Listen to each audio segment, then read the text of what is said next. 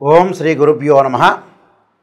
కుజగ్రహ మార్పు అంటే ఒక రాశి నుంచి మరో రాశికి కుజుడు 45 రోజుల పాటు సంచరిస్తూ ఉంటాడు.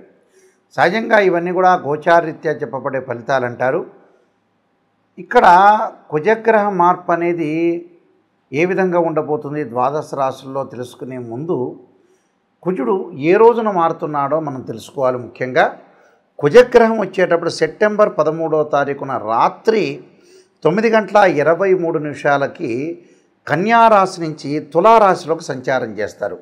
అంటే ఎప్పటివరకు అక్టోబర్ 27వ తారీఖున మధ్యాహ్నం 3:42 వరకు కూడా కుజుడు శుక్రక్షేత్రమైన తులారాశిలో సంచారం చేయడం జరుగుతుంది. అంటే సుమారుగా రమారమి 45 రోజుల పాటు ఉంటాడు.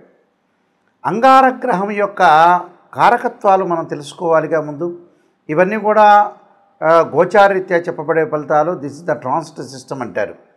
అంగారకుడు వల్ల ఎలాంటి ఫలితాలు, ఎలాంటి కారకత్వాలను మనం తెలుసుకోవాలంటే ముఖ్యంగా సత్వ భూ ప్రాకార రోగ ప్రణవ సాహస శస్త్ర అగ్ని సందర్శోత్పాటన భాతృకుజ అంటారు.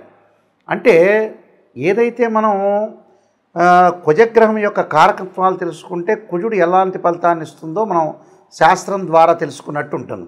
అంటే భూ సంబంధమైన వ్యవహారాలు, అలానే కోర్టు, రియల్ ఎస్టేటు, అన్నదమ్ముల మధ్యలో సమస్యలు, కోర్టు, రక్షణ శాఖ, న్యాయవాదులు, జడ్జీలు, అలానే శారీరక సంబంధాలు, కెమికల్ కంపెనీసు, అలానే మార్కెటింగు, భూమి, ఇండ్ల నిర్మాణము, న్యాయ వ్యవస్థ, రక్షణ భటులు, అలానే మేస్త్రీ పనులు, యంత్ర సామర్థ్యము, యంత్ర సంబంధమైన విషయాల్లో కానీ మెకానికలు, రోగాలు, శస్త్రచికిత్సలు, అగ్ని భయాలు, ఇవన్నీ కూడా తెలిపేది ఏంటంటే అంగారగ్రహం.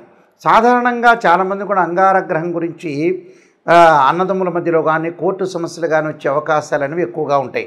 అలానే ప్రమాదాలు, యాక్సిడెంట్లు, అలానే ఆరోగ్యపరంగా ఉండే ఇబ్బందులు, దీర్ఘకాలిక వ్యాధులు అన్నీ కూడా రిప్రజెంటివ్ చేసే ప్లానెట్ ఏంటంటే అంగారక గ్రహం. అంటే సత్వ భూ ప్రాకార అంటారు. అంటే భూమి విషయాల్లో కానీ రోగ ప్రణవ సాహస అంటారు. అంటే రోగాల విషయంలో కానీ సాహసాలు చేయటంలో కానీ శస్త్ర అగ్ని భయాలు అంటారు. అంటే శస్త్రచికిత్సలు కానీ అగ్ని సంబంధించిన భయాలు కానీ అలానే సందర్శన ఉత్పాటన అంటే ఏదైనా సరే మన ఉత్పాతాలు అంటే భయాలు కానీ ప్రమాదాలు కానీ జరగటం ఒకటి. అలానే భాతృ కుజహ అంటారు. అంటే భాతృక కుజహ అంటే ఏంటంటే అన్నదమ్ముల మధ్యలో గొడవలు కానీ కోర్టు సమస్యలు కానీ ఇవన్నీ కూడా రాకుండా ఉండటానికి రావటానికి కూడా మంచి స్థానంలో ఉంటేనేమో రాదు, చెడ్డ స్థానంలో కుజుడు అశుభ స్థానంలో ఉంటే కుజుడి యొక్క దోషం అనేది బాగా ఏర్పడుతుంది అని అర్థం. అలానే ఇవన్నీ కూడా జన్మజాతకాన్ని బట్టి అనుసరించేవి కావు. జన్మజాతకం వేరు, గోచారం వేరు. గోచారం ఎప్పుడు కూడా 20% అనేది ఉంటుంది. అలానే బర్త్ చార్ట్ అనేది 80% ఉంటుంది. ఎందుకు గోచారం గురువుగారు చూస్తున్నారంటే ఎంతో కొంత మన అదృష్టం అనేది కొంత ఆవగించంతన్నా ఉండాలి కదా అనే విషయంలో గోచారం కూడా ఒక్కొక్కప్పుడు సపోర్ట్ చేస్తుంది. కాబట్టి ప్రతి వాళ్ళు కూడా గోచారరీత్యా ఫలితాలని చెప్పే అవకాశం ఇది ఒకటి ఉంటుంది. కాబట్టి కుజుడు తమ రాశి నుంచి 3, 6, 11 స్థానాల్లో సుఫలితాన్ని ఇచ్చే అవకాశం అనేది ఒకటి ఉంటుంది. కాబట్టి కుజుడు యొక్క ప్రభావం అనేది ద్వాదశ రాశుల మీద ఏ విధంగా ఉందో ఒక్కసారి మనం పరిశీలన చేద్దాం. ద్వాదశ రాశుల్లో 11వ రాశి అయిన కుంభరాశి. కుంభరాశి వాళ్ళకి అంగారగ్రహ కుజుడు యొక్క మార్పు ఏ విధంగా ఉందో తెలుసుకుందాం. ఇక్కడ తృతీయ స్థానాధిపతి అయ్యాడు అంగారకుడు. అలానే దశమాధిపతి అయిన కుజుడు వీరికి ముఖ్యంగా భాగ్యస్థానంలో ఉన్నాడు, శుక్రక్షేత్రంలో ఉన్నాడు. కుజుడు శుక్రులు సములవుతారు. ఈ రాశి వాళ్ళకి ముఖ్యంగా భాగ్యస్థానంలో కుజుడు వల్ల ఎలాంటి ఫలితాలు జరగబోతున్నాయి ఇక్కడ మనం చూసుకునేటట్టయితే అసనాచ్ఛాదనం న్యూన్యం అంటారు, శోషణం, దేహపీడనం, స్థాననాశనం, విరోధంచ నవమస్థో ధరాసుత అన్నారు. అంటే నవమస్థానంలో కుజుడు యొక్క ఫలితం ఏ విధంగా ఉండబోతుంది అంటే అన్నవస్త్రాదులకు ఇబ్బందులు కలగటం ఒకటి, దేహ ఆరోగ్యం తగ్గటం. అంటే అశానాచ్ఛదాన్ న్యూన్యం అంటారు, శోషణం, దేహపీడనం అంటారు. అంటే శరీరం ఏది ఏంటంటే కుంచుకుపోతుంది అని అర్థం. శరీరపరంగా కొంత జాగ్రత్త ఉండాలి, ఆరోగ్యపరంగా ఇబ్బందులు జరగకుండా. అంటే ఆరోగ్యాన్ని ఇబ్బందులు కలగకుండా చూసుకోవాలి. స్థాన నాశనం అంటారు, అంటే స్థానం మార్పు జరుగుతుంది అని అర్థం. అంటే ఆరోగ్యపరంగా ఇబ్బందులు మినహా మిగతా అంతా బాగుంటుంది. ఆర్థిక స్థితిగతులు బాగుంటాయి. భార్యాభర్తల మధ్యలో చిన్న చిన్న విరోధ భావాలు కలిగిన అనుకూలంగా ఉంటుంది. ఆర్థిక పరంగా సమస్యలు తగ్గే అవకాశాలు ఖచ్చితంగా ఉంటాయి.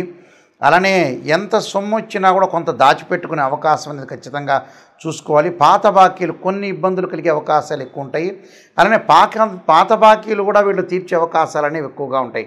కాబట్టి ఎలాంటి ఇబ్బందులు లేకుండా తండ్రి యొక్క ఆరోగ్యం పట్ల శ్రద్ధ పెట్టాలని శాస్త్రం చెప్పబడింది.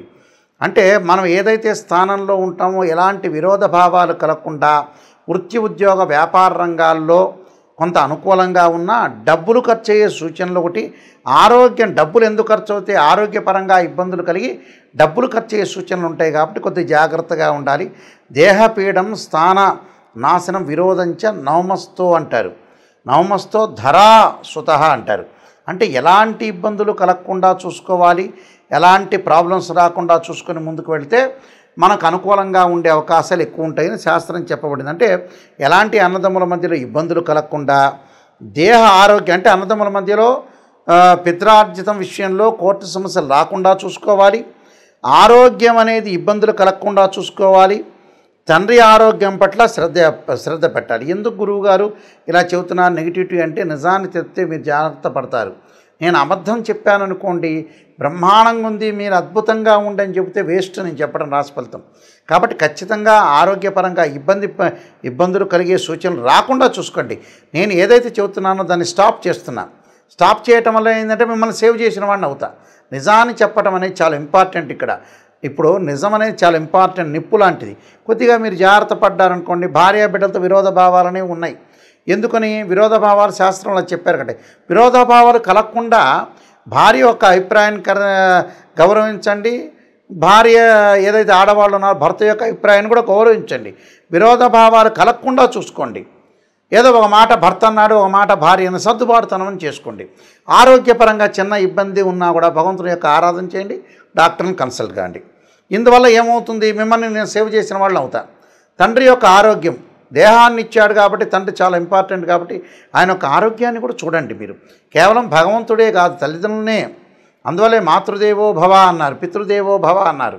అందువల్ల ఖచ్చితంగా భగవంతుడి యొక్క ఆరాధన చేయడం వల్ల కూడా మనకు మంచి జరిగే అవకాశాలు ఉంటాయి. నేను కొన్ని పరిహార మార్గాలు చెబుతున్నా, ఆ పరిహారాలు మీరు పాటించండి, మీకు మంచి సుఫలితాలు జరిగే అవకాశం ఖచ్చితంగా ఉంటుంది. ఇక్కడ కుజుడు శుక్రుడికి సముడవుతాడు. శుక్రుడు కూడా కుజుడికి సమత్వం అనేది ఒకటి ఉంది. అక్కడ ఎవరికైతే మనకి కుజుడు ప్రభావం వల్ల ప్రమాదాలు జరుగుతున్న వ్యక్తులు కానీ, ఆరోగ్యపరంగా ఇబ్బందులు కానీ, భూ వివాదాలు కానీ ఉన్న వ్యక్తులు ఎలాంటి మంత్రాలను చదవాలి నిజంగా చెప్పాలంటే, ఆరోగ్యపరంగా ఇబ్బందులు కలుగుతున్నాయి, దీర్ఘకాలిక వ్యాధులు ఉన్న వ్యక్తులందరూ కూడా ఇబ్బంది పడుతున్నారు, వాళ్ళకు ఆరోగ్యపరంగా ఇబ్బందులు కలుగుతున్న వ్యక్తులు ఎలాంటి మంత్రాన్ని చదవాలంటే, శరీరే జర్జరీభూతే వ్యాధిగ్రస్తే కళేబరి ఔషధం జాహ్నవీతోయం వైద్యో నారాయణ హరి అనే మంత్రాన్ని చక్కగా చదువుకోండి. అంటే మంగళవారం పూట కుజహోర అనేది ఉంటుంది. ఆ కుజహోరలో ప్రాతకాలంలో ఆ మంత్రాన్ని చదవటం వల్ల దీర్ఘకాలిక వ్యాధులు ఉన్న వాళ్ళకు ఉపశమనం జరిగే అవకాశాలు ఎక్కువగా ఉంటాయి.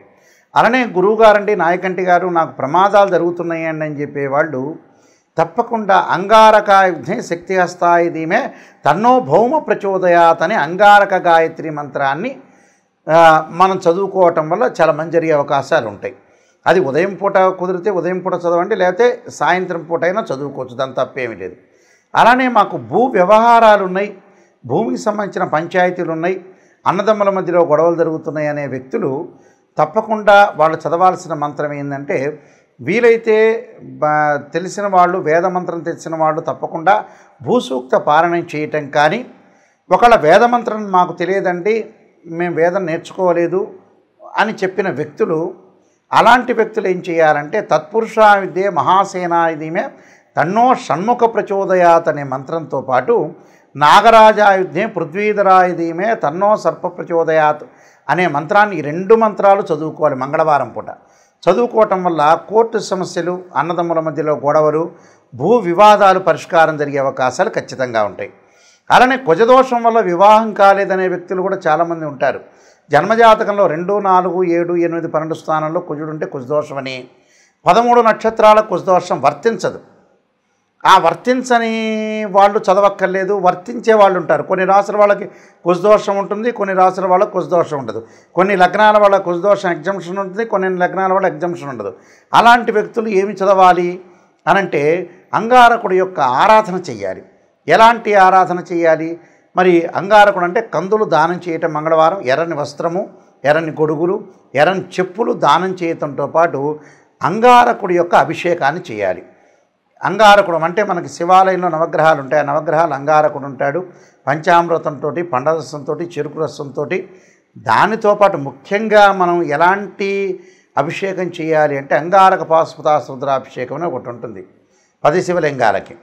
అలానే అంగారకుడు ఎప్పుడైనా సరే అభిషేకం చేసేటప్పుడు దానిమ్మ గింజల రసంతో అభిషేకం చేయటం వల్ల చాలా మంచి జరుగుతుంది. దానితో పాటు బ్రాహ్మణులు చేస్తూ ఉండగా మీరు ఎలాంటి మంత్రాన్ని ఉచ్చరించాలి అంటే ఖచ్చితంగా అంగారకాగ్ని శక్తి హస్తాయ ధీమే తన్నో భౌమ ప్రచోదయాత్ అనే మంత్రాన్ని, అలానే ధరణీగర్భ సంభూతం విద్యుత్కాంతి సమప్రభం కుమార శక్తి హస్తంచ మంగళం ప్రణమామ్యం అనే మంత్రాన్ని చదువుకుంటూ ఆ పురోహితుల ద్వారా మన అభిషేకం చేయటం వల్ల ఖచ్చితంగా కుజుడి యొక్క దోషం పోతుంది. అలాంటి జడ్జెస్ కానీ, న్యాయవాదులు కానీ, శస్త్రచికిత్సలు కానీ, మెడికల్ ల్యాబొరేటరీస్ వాళ్ళకు కానీ, మెడికల్ కంపెనీల వాళ్ళకు కానీ, డాక్టర్స్ కానీ ఎవరైనా సరే ఇలాంటి అంగారక పాశుపతాస్త్ర రుద్రాభిషేకము, అలానే అంగారక హోమం చేసుకోవటం కూడా చాలా మంచిది. అంగారక హోమానికంటే కూడా చాలామంది అంగారక పాశుపతాస్త్ర రుద్రాభిషేకంతో పాటు అంగారక పాశుపతాస్త్ర హోమం చేసుకుంటే బీజాక్షరాల సంపుటీకరణతోటి హోమం అనేది ఉంటుంది. అలాంటి హోమం చేసుకుంటే చాలా గుడ్ రిజల్ట్స్ వచ్చే అవకాశాలు ఖచ్చితంగా ఉంటాయి. అంటే ఇవన్నీ కూడా అంగారకుడు ఏదైతే మన జన్మజాతకంలో కానీ గోచారరీత్యా కానీ దోషం అనేది ఉంటుందో ఆ దోషానికి మనం ఎట్టి పరిస్థితుల్లో కూడా పరిహారం చేసుకోవాలంటే ఖచ్చితంగా అంగారకుడి యొక్క ఆరాధన చేసుకోవటం అంటే వీలైతే శనివారం కానీ ఆదివారం కానీ 2 జంట సర్పాలను దానం చేయాలి. జంట సర్పాలు అంటే వెండితో చేసింది కానీ లేదా రాగితో కానీ చేసిన సర్పాలు ఏవైతే ఉంటాయో మనకు షాపులో దొరుకుతాయి. అలాంటి జంట సర్పాలని బ్రాహ్మణోత్తముల చేత పూజ చేసి ఒక బ్రాహ్మణ్ణి పిలిచి ఆయనకి వస్త్రదానము, గుడదానము, అలానే కందులు, దాంతోపాటు 2 జంట సర్పాన్ని, అలానే నెయ్యిని, ఆజ్యాన్ని దానం చేయటం వల్ల మనకి మంచి జరిగే అవకాశాలు ఎక్కువ ఉంటాయి. జీవితంలో కుజదోషం పోవడానికి మార్గం ఏమిటి అంటే ఇలాంటి వివాదాలు ఉన్న ఇళ్ళు కొనుగోలు చేయలేకపోతారు, ఇళ్ళు దగ్గరికి వచ్చినట్టు వచ్చి లోన్లు రాలేకపోతుంటాయి, ఆ ఇంటి మీద ప్రమాదాలు, పొలాల యొక్క గొడవలు, పక్కింటి వాళ్ళతో ఎదుటి వాళ్ళతో గొడవలు, కాంపౌండ్ వాళ్ళ నుంచి గొడవలు, రియల్ ఎస్టేట్ రంగం సరిగా సాగని వాళ్ళు, కెమికల్ కంపెనీలు నడవని వాళ్ళు, ఇలాంటి వ్యక్తులను అగ్ని వల్ల భయం కలిగే వాళ్ళు, ఇలాంటివన్నీ శస్త్రచికిత్సలు చేసుకోలేని వాళ్ళు, ఆపరేషన్ నేను చేసుకోలేకపోతున్నాను భయం కలిగే వ్యక్తులు కూడా చాలామంది ఉంటారు. ఇలాంటి వాళ్ళందరూ కూడా న్యాయవాద వ్యవస్థలో ఉన్న, పోలీస్ డిపార్ట్మెంట్ వాళ్ళున్నా, ప్రమోషన్ రాని వాళ్ళున్నా, మేనేజ్మెంట్ చేసే వ్యక్తులున్నా, సైన్యంలో పాల్గొన్న వ్యక్తులు కానీ, మెకానికల్ లైఫ్లో అంటే బీటెక్లో మెకానికల్ ఇంజనీరింగ్ చేస్తారు, ఏదో ఒక షాప్ పెట్టుకుంటారు, మెకానిజం అనేది కరెక్ట్గా సాగలేకపోతుంది, వ్యాపార అభివృద్ధి అనేది అనుకూలంగా ఉండదు. అలానే బాలారిష్ట గండదోషాలు, కుజుడితో ఏర్పడే బాలారిష్ట గండదోషాలు, అగ్ని భయాలు ఉన్నట్టుండి ఉలిక్కి పట్టడం, భయం కలిగే అవకాశాలు కొంతమందికి ఉంటాయి. కాబట్టి ఇలాంటి వాళ్ళందరూ కూడా నేను చెప్పిన పరిహారాలు చేస్తే మంచి రిజల్ట్స్ వచ్చే అవకాశం ఎక్కువ ఉంటుంది. కుజుడు గురించి మీరు భయపడాల్సిన పని లేదు. ఇవన్నీ కూడా గోచారీత్యా చెప్పబడే ఫలితాలు. ఇక్కడ ఏదైతే కుజుడు ఏదైతే తులారాశిలో సంచారం చేస్తున్నాడో ఆ తులారాశికి అధిపతి శుక్రుడు. కుజుడికి శుక్రుడు సముడవుతాడు, శుక్రుడికి కూడా కుజుడు సమవుతాడు. కాబట్టి నేను చెప్పిన పరిహారాలు చేయండి, మీకు మంచి జరిగే అవకాశం ఉంది. అంగారగ్రహం యొక్క సుబ్రహ్మణ్య స్వామి యొక్క అనుగ్రహం మేరకు కలగాలని ఆశిస్తూ సర్వే జనా సుఖినో భవంతు.